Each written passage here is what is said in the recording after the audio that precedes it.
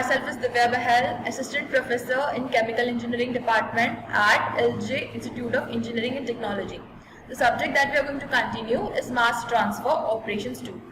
So, in the chapter Distillation, now we will study another topic, that is your enthalpy concentration diagram. So, first of all, this is also kind of equilibrium diagram between enthalpy and composition. Here, assumption of constant molar overflow for column design is used in McCabe-Thiele method, okay, but in actual there is variation of liquid and vapor flow rates which depends on enthalpy of liquid and vapor.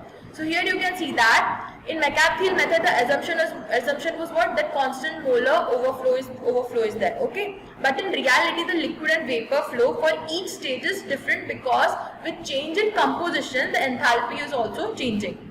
So this limitation is eliminated if you take into account enthalpy balance also with composition balance, right, with material balance. So here first of all note down, in distillation change in composition is there, it means it results into change in enthalpy. So for H versus T diagram you can say that at constant pressure, at every temperature and composition molar enthalpy is also changing. Here you can see that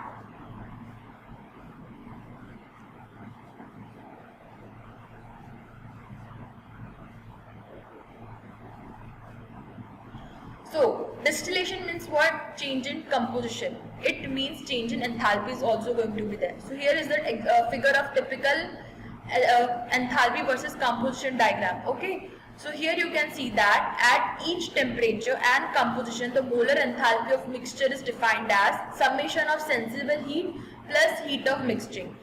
Okay. So, this is for liquid. Your HL is what? Cl into delta T M average plus delta HS, okay. So molar enthalpy at bubble point corresponding to liquid concentration at that pressure and delta HS is at reference temperature, okay. So this is corresponding to bubble point, okay. So here you can see that TL is what, that is your bubble point, okay, as we are talking about liquid.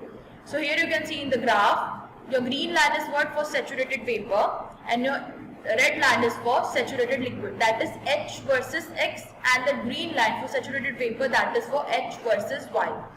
This tie line is shown here, and the middle section between these lines is what, two-phase region, that is liquid plus vapor. So moving forward, if your delta HS is negative, it means heat is evolved.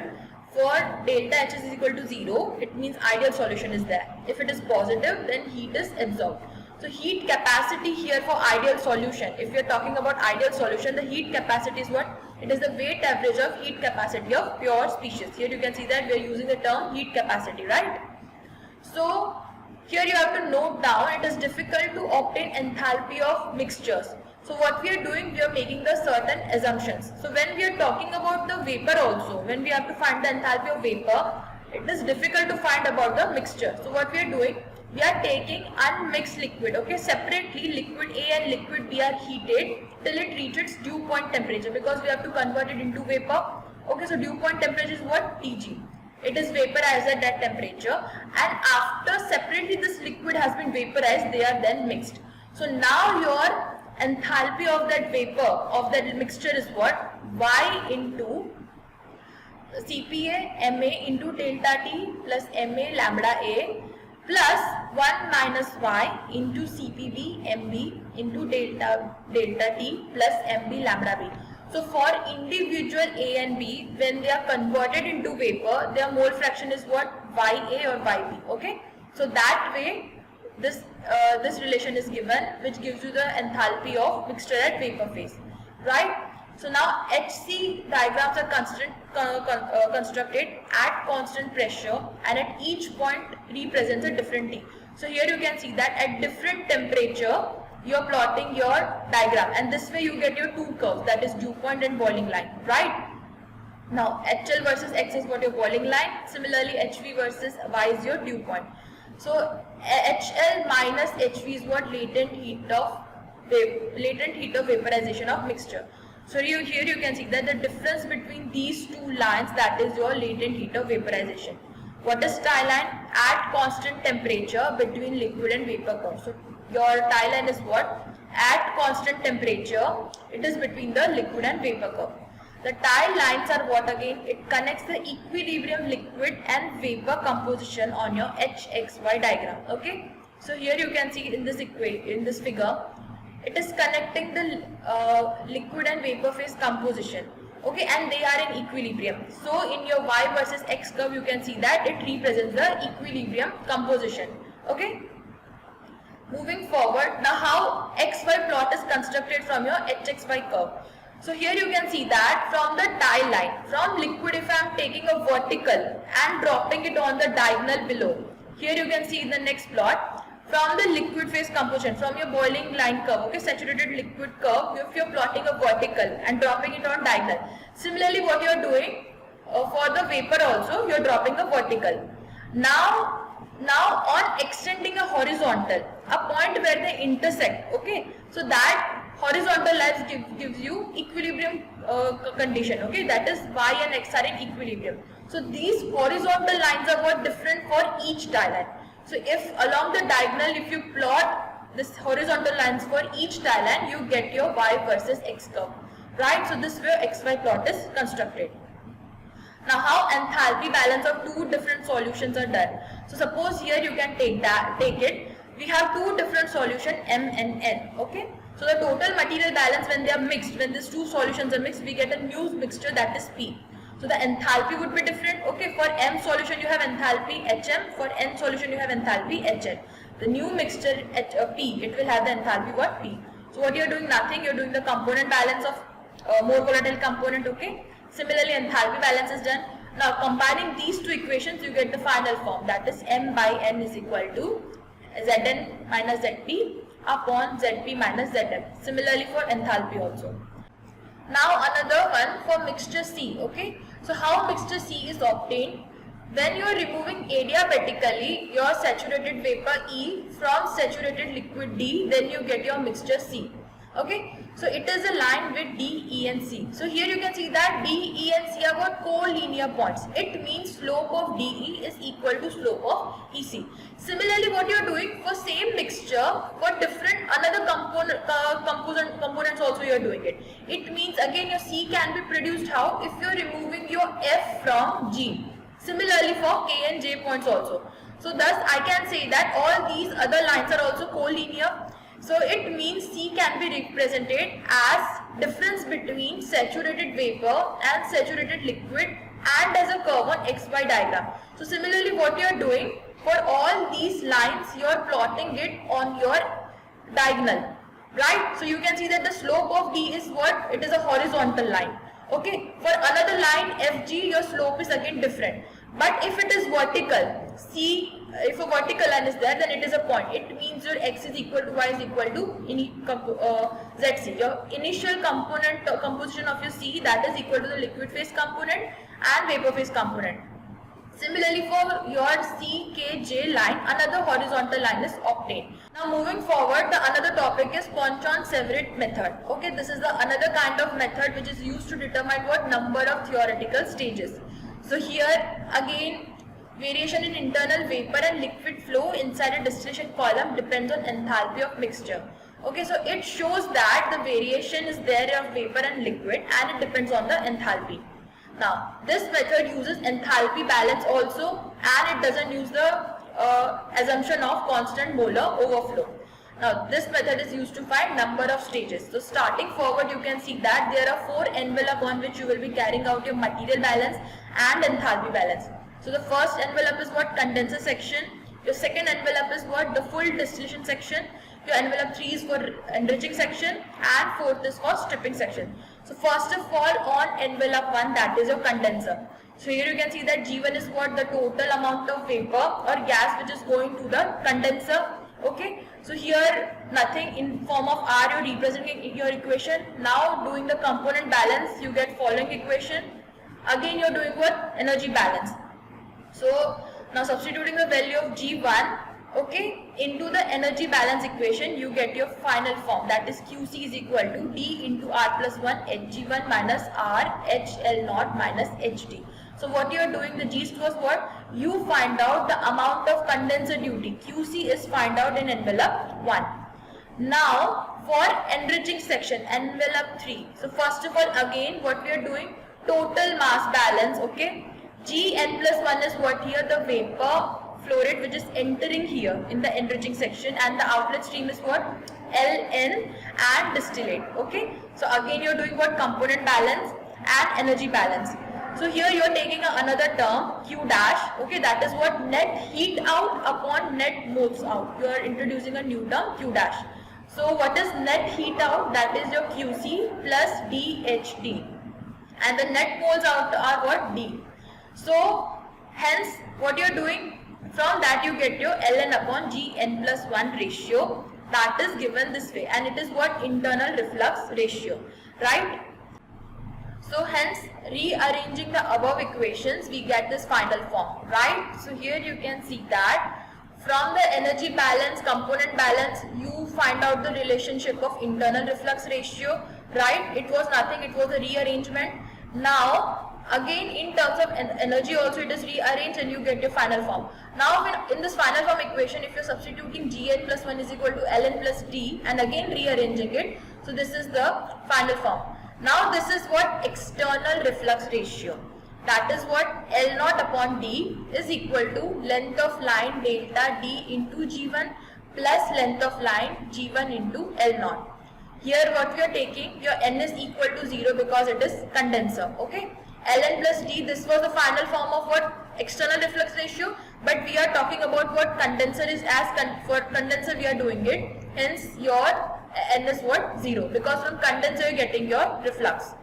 Now for stripping section, again what we are doing, the total mass balance. So here you can see that Lm bar is equal to Gm bar plus W, right? Again component balance is that, similarly energy balance is that. Now again what you are doing, you are taking another value, that is Q double dash is equal to W HW minus QB upon W. Similar to this form only, that is net heat out upon net moles out, okay. Again Q double dash value is obtained.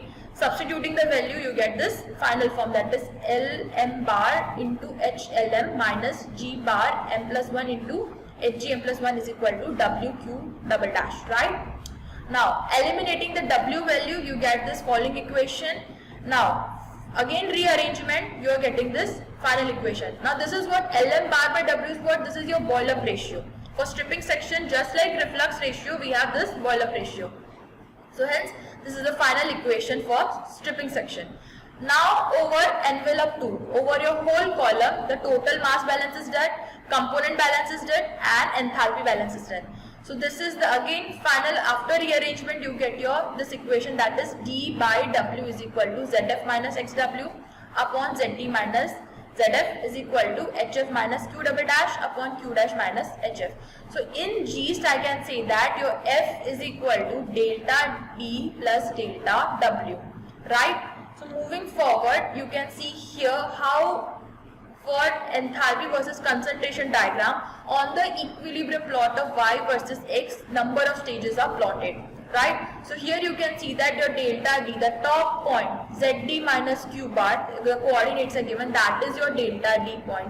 Similarly, your delta W point is what? XW into XW and Q double dash. Now the steps in this method is what? So first step is draw your H versus XY diagram and equilibrium curve. Second step is what? Locate ZD, YD and XW in both the diagrams and draw the vertical lines from ZD in positive y-axis direction and from XW in negative y-axis direction. The third step is locate your feed point, that is XF and HF in HXY diagram. So here you can see that you have located your F point, right? Now obtain Q dash value using the given reflux ratio. So R value is what? This Q dash minus Hg1 upon Hg1 minus HL0. So you have to obtain your Q dash value, right? So this way Q dash value is obtained. Now in case where reflux ratio is not given, choose the optimum reflux ratio as 1.5 to 2 times of your minimum reflux ratio. The next step is to determine the minimum reflux ratio, okay? So to determine minimum reflux, what you're doing, from this point F, you are projecting many lines, right? And they intersect on H versus X curve and H versus Y curves, okay? and then from that it projects to the downwards to the xy diagram. So here you can see that from F point you are projecting many lines, and from H versus X to H versus Y curve it is projected downwards. Okay, vertical lines are plotted on your X versus Y curve. Now any line which gives you this horizontal relationship. Okay, so you can see that for one of the proper tie line which is bold, which is not dotted, you can see that on your X versus Y curve you are getting a horizontal line. What is it? It shows you equilibrium relationship between Y and X. It means that is your proper tie line. So that line is selected as your tie line. Okay, so from the multiple lines which you have plotted from F, that line is selected as tie line. So this line is extended to cut the vertical line drawn at ZD, and this intersection point corresponds to the value of Q dash at minimum reflux, and the value is estimated as RM. So this is a little tricky. So what you have done, from ZD you have plotted a vertical line. Okay, and the selected tie line, if extended, the point where it intersects the vertical line at ZD. Okay, so that is the value of Q dash. That corresponds to the value of Q dash at minimum reflux. Okay, and that value of R is what? R minimum. So on this value of R, okay, if you are plotting that Q dash value which is obtained on intersection of your proper tie line and this vertical line from the ZD, that Q dash value when plotted on this equation of R, it gives you R minimum value. Okay, so now what you have to do, you have to locate the coordinate delta D, okay, which is what? YD dot Q dash. Okay, using what? HG1 and HL naught and the reflux ratio. Now join delta D with F and project it to cut the vertical line at XW, and that point is what? Delta W. Now draw arbitrarily several lines from delta D and delta W to cut both the curves. The values taken from H versus Y gives you Y dash, and the line from H versus X gives you X dash. For each line we will have a set of X dash and Y dash values with which we can construct the operating line and distribution diagram for both enriching and stripping section.